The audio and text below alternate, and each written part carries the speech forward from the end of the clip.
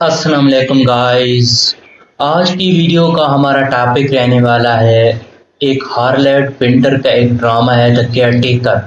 हम इसकी समरी करेंगे और इसके करैक्टर देखेंगे और इसके मेजर थीम और इसमें जो इम्पोर्टेंट सिंबल हैं उनके बारे में बात करेंगे। ड्रामे के की समरी और करैक्टर और सिंबल को शुरू करने से पहले मैं आप लोगों को ड्रामे के बारे में कुछ बताना चाहता हूँ कि इसकी जो की इंफॉर्मेशन है को जान लेना हमारे लिए बहुत लाजमी है। ये जो ड्रामा है ये पब्लिश हुआ था 1960 में और इसकी टाइटल की हम बात करें the care taker reference the character of Davis who accept a job offer from brother Aston and make as a home care taker. वो एक करेक्टर का हवाला देता है जिसका नेम डेविस है। उसको दो ब्रदर आस्टन और मेक ने एक जॉब ऑफर की थी as a care taker home care taker की। और डेविस जो है वो केयर टेकर ऑफ होम है और एस्टन जो है वो टेक केयर ऑफ डेविस यानी डेविस की टेक केयर करता है और मेक अपने भाई एस्टन की टेक केयर करता है। ये इसका यानी कि टाइटल है। यानी हम कह सकते हैं कि कोई ऐसा बंदा जो यानी कि किसी की केयर करता हो, यानी कि यहाँ पर स्पेशली एक ऐसा बंदा जो होम की केयर करता है यानी डेविस मुराद है।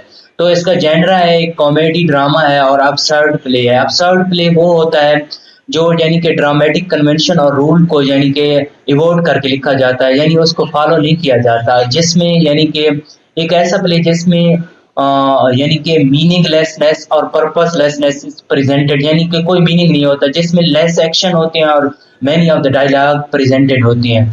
तो ये इसकी सेटिंग की हम बात करें तो waste London in the early 1950 है और ये 3 एक्ट का प्ले है।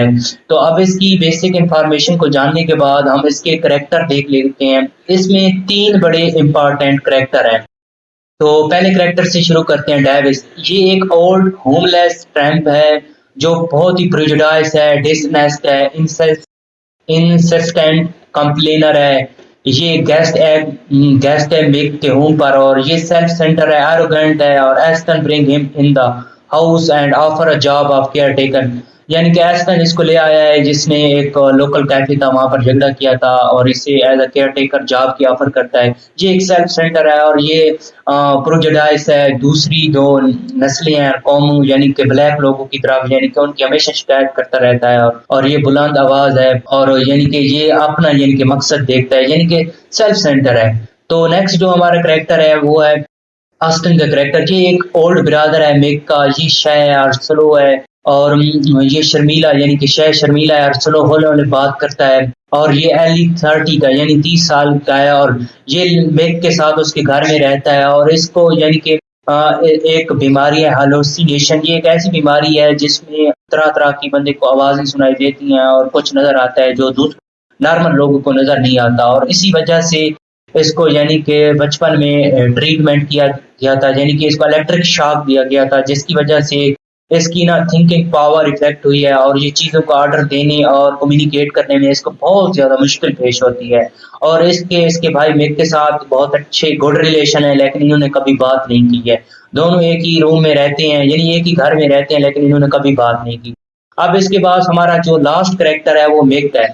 एस्टन है ये यंगर ब्रदर है और अस्टन का और ये ट्रेड मैन है और ये अलो करता है कि अस्टन को कि वो मिक को डेविस को रहने दे। तो ये उसकी यानी कि अपने भाई एस्टन की टेक केयर करता है क्योंकि उसको इलेक्ट्रिक शॉक लगने की वजह से उसका ना डिसऑर्डर साइकोलॉजिकल डिसऑर्डर की वजह से उसका ना थोड़ा रिदम खराब हो गया है। ये एक कम्प्लेक्स कैरेक्टर है और मिस्टीरियस है और हमेशा अपने डिजायर के बारे में टॉक करता रहता है, बातें करता रहता है और अपने भाई की टेक केयर करता है और यही यानी कि घर का मालिक है और इसके साथ इसका ब्रदर एस्टन रहता है। तो आप करेक्टर को जानने के बाद और इनको समझने के बाद हम इस प्ले की समरी करते हैं और इसको मजीद समराइज करने की कोशिश करते हैं। ये जो प्ले है इसकी समरी स्टार्ट होती है एक होम से जिसमें मेक रहता है और उसका भाई ब्रदर भी रहता है और तमाम जो एक्ट हैं इसी यानी कि होम में टेक प्लेस होते हैं और टाइम जो है waste London in the early 1950। Make अपने रूम में बैठा है और उससे यानी कि बाहर से कोई आवाज सुनाई देती है कि न जाने कोई आ रहा है। तो वो उठकर लाइट अपने ऑफ करता है और बाहर उसी दरवाजे से चला जाता है और इतने में 2 और आदमी आते हैं, एस्टन और डेविस।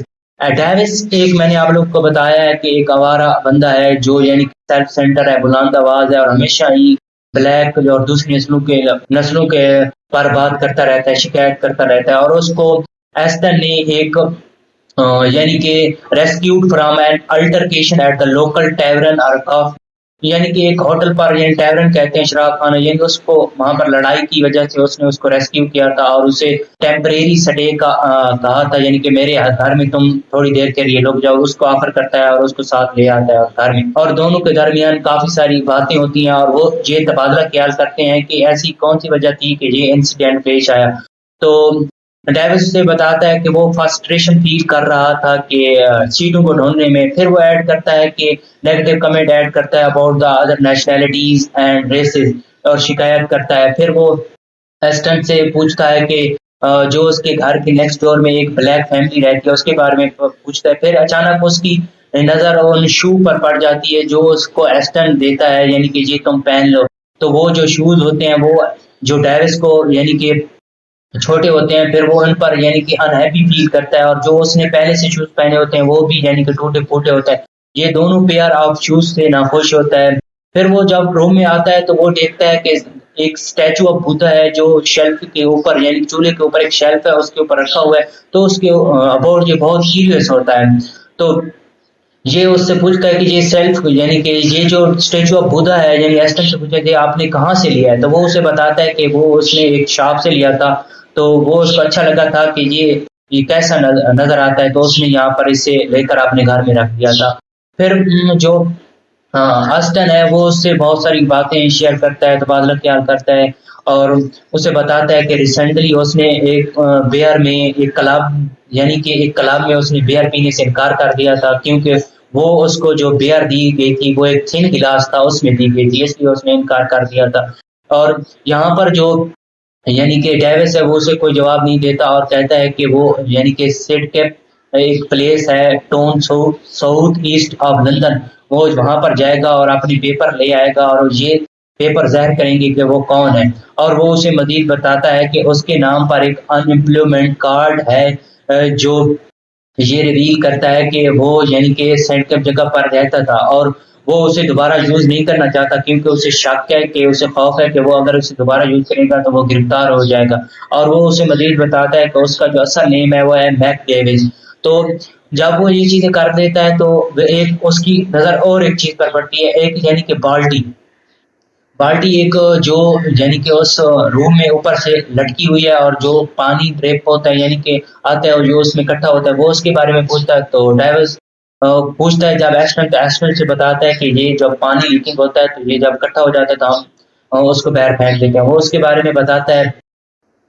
پھر اس کے بعد جو ڈیوس ہے وہ یعنی کہ اپنے بیڈ کی طرف چلا جاتا ہے، اور جو یعنی کہ ایسٹن ہے وہ باہر چلا جاتا ہے، اور جب یہ ایسٹن باہر چلا جاتا ہے تو جو ڈیوس ہوتا ہے وہ اس کے گھر کی تلاشی کرنے لگتا ہے، اور کچھ اسٹاک آف پیپر پڑے ہوتے ہیں ان کو جو نہیں چھوتا ہے تو ان کو چھونے کی وجہ سے نا وہ پیپر زمین پر گر جاتے ہیں۔ تو اتنے میں جو میک کا یعنی اس کا بھائی ایسٹن کا ہے وہ آ جاتا ہے اور وہ دیکھتا ہے کہ ڈیوس نا کچھ اتھل پتھل کر رہا ہے اور کچھ ڈھونڈ رہا ہے، تو وہ پہلے تو ڈیوس نوٹس نہیں کرتا کہ وہ یہ کون ہے، پھر جو میک ہے وہ اس کے اوپر حملہ کر دیتا ہے اور اسے پکڑ لیتا ہے اور اس سے پوچھتا ہے کہ تم کون ہو اور یہاں پر کیسے آئے ہو، اور وہ بتاتا ہے کہ اسے گھر کے اونر یعنی کہ ایسٹن یہاں پر لے آئے ہیں، تو وہ کہتا ہے کہ تم جھوٹ بول رہے ہو، وہ یہ بات مان کے انکار کر لیتا ہے، اور پھر اسے وہ کہتا ہے کہ میں آپ کو یعنی کہ پولیس کے حوالے کر دوں گا، اور اس میک نے ڈیوس کو پکڑا ہوا ہوتا ہے۔ تو اتنے میں پھر سے ایسٹن آ جاتا ہے، وہ ایک بیگ لے کر آتا ہے اور وہ یہ کہتا ہے کہ یہ وہ بیگ ہے جو کافی شاپ میں آپ چھوڑ آئے تھے، ڈیوس سے کہتا ہے۔ تو ڈیوس وہ بیگ لے لیتا ہے، ڈیوس کہتا ہے کہ یہ بیگ میرا نہیں ہے، کیونکہ اس پر یعنی کہ ایک ناراضگی یعنی کہ اظہار کرتا ہے۔ تو یہ جو بیگ تھا ایسٹن لے آیا تھا اور اس میں کچھ کلاتھس تھے جو ڈیوس کے لیے ایسٹن لے آیا تھا۔ پھر میک وہاں سے چلا جاتا ہے اور جو ڈیوس اور ایسٹن ہے وہ بیٹھ کر باتیں کرتے ہیں، اور جو ڈیوس ہے وہ یعنی کہ بیٹھا ہوتا ہے اور جو ایسٹن ہے اسے یعنی کہ اپنے پلان کے بارے میں بتاتا ہے، وہ کہتا ہے کہ وہ ایک شیڈ بنانا چاہتا ہے اپنے گھر کی لان میں، ایک یعنی کہ چھپر بنانا چاہتا ہے، اور کافی ساری تبادلہ خیال کرتے ہیں۔ پھر اس کے بعد جو یعنی کہ ایسٹن ہے وہ ڈیوس سے کہتا ہے کہ تم کیا ہمارے گھر کے کیئر ٹیکر بنو گے، یعنی اسے پیشکش کرتا ہے ایز اے نگران کی۔ پھر وہ تھوڑی سی ہچکچاہٹ فیل کرتا ہے لیکن بعد میں وہ مان جاتا ہے، لیکن اس کو یہ احساس بھی ہے کہ اب مجھے بہت زیادہ یعنی کہ کام کرنا پڑے گا. وہ اسے کہتا ہے کہ مخص آپ کا یہ کام ہوگا کہ اس گھر کی جو چیزیں یعنی کہ اتھل پتھل ہوئی پڑی ہیں ان کو سجا کر رکھنا ہوگا، بس آپ کا یہی کام ہوگا. تو ڈیوس مان جاتا ہے اور پھر جب جو نیکسٹ سین ہوتا ہے اس میں میک اپنے روم میں بیٹھا ہوتا ہے، ڈیوس کے پاس جا کر کہتا ہے کہ تم ہمیشہ میرے ساتھ کیوں لڑتے جھگڑتے رہتے ہو. تو ڈیوس جب یہ پوچھتا ہے تو میک اس سے کوئی جواب نہیں دیتا اور بدلے میں اپنے سینڈوچ اسے دے دیتا ہے اور وہ سینڈوچ کھاتا ہے اور ان کی دوستی ہو جاتی ہے. اور بہت ہی فارمل انداز میں جو میک ہے وہ ڈیوس سے پوچھتا ہے کہ کیا تم ہمارے یعنی کہ گھر کے کیئر ٹیکر بنو گے. تو جو ڈیوس ہے وہ مان جاتا ہے اور ڈیوس سے جب یہ بات مان جاتا ہے تو وہ ڈیوس اس سے میک کے بارے میں پوچھتا ہے کہ تم بھی اپنے بارے میں کچھ بتاؤ، لیکن ڈیوس یہ چیزیں سننے کے لیے تیار ہوتا ہے کہ اچانک سے میک کہتا ہے کہ تمہارے پیپر کہاں ہیں، کہ تم اگر کچھ پیپر لاتے تو ہمیں پتہ چلتا کہ تم کہاں. جو ڈیوس ہے وہ کہتا ہے کہ سیٹ کپ نام کی جگہ کا نام لیتا ہے، وہاں پر اس کے پیپر رکھے ہیں، تو جب ویدر ٹھیک ہوگا تو وہ جائے گا اور اس کی طبیعت ٹھیک ہوگی وہاں پر لے آئے گا، پھر وہ اسے دکھا دے گا کہ وہ کون ہے. تو اگلے جب نیکسٹ صبح ہوتی ہے تو ایسٹن یہ کہتا ہے کہ نا تم ڈیوس جو ہو نا تم رات کو بہت زیادہ کراٹے لیتے ہو اور بہت زیادہ شور کرتے ہو اور یہ مجھے بہت زیادہ کہنا اریٹیٹ کرتا ہے. تو ایسٹن کو یہ ڈیوس بھی پلے دیتا ہے کہ نہیں میں تو ایسا نہیں کرتا، کیونکہ یہ جو آپ کی ٹوٹی ہوئی کھڑکی ہے اسی کی آواز ہوتی ہے، یعنی کہ اپنی غلطی ماننے سے انکار کر لیتا ہے. تو ڈیوس جب یہ انکار کر لیتا ہے تو جو ایسٹن ہوتا ہے وہ باہر جا رہا ہوتا ہے اور وہ کہتا ہے کہ میں باہر جا رہا ہوں. تو وہاں پر ڈیوس کہتا ہے میں بھی آپ کے ساتھ جانا چاہتا ہوں کہ ویمبلی نام کی ایک جگہ ہے، وہاں پر میں یعنی کہ جاؤں گا اور اپنی یعنی کہ جاب کے لیے ریسرچ کروں گا، تو مجھے یقین ہے کہ مجھے جاب مل جائے گی اور کیونکہ میں ایک انگلش ہوں. تو ڈیوس کو ایسٹن کہتا ہے کہ نہیں تم گھر پر رہو، تو وہ وہاں پر رہ جاتا ہے. تو اس کے بعد جو نیکسٹ سین ہے یعنی 2 ہفتے گزر جاتے ہیں اور ڈیوس کی نا کافی ساری شکایت ہیں ایسٹن کے بارے میں، اور وہ یہ شکایت میک کو جا کر بتاتا ہے کہ تمہارا جو بھائی ہے مجھے رات کو اٹھا کر کہتا ہے کہ تم شور کرتے ہو اور بہت ہی زیادہ اریٹیٹ کرتے ہو. ڈیوس جب یہ باتیں بتاتا ہے تو میک کہتا ہے ہاں بالکل یہ تو بہت ٹیریبل ہے اور یہ ایسا نہیں ہونا چاہیے، اور کافی ساری شکایات لگاتا ہے. پھر ایک دن ایسا ہوتا ہے کہ جو یعنی کہ ڈیوس ہے وہ نا میک کے سامنے اس کے بھائی یعنی کہ ایسٹن کو یعنی نٹی بے وقوف کہتا ہے اور اسے یعنی کہ کہتا ہے کہ تم ابھی تک بھی بے وقوف ہو.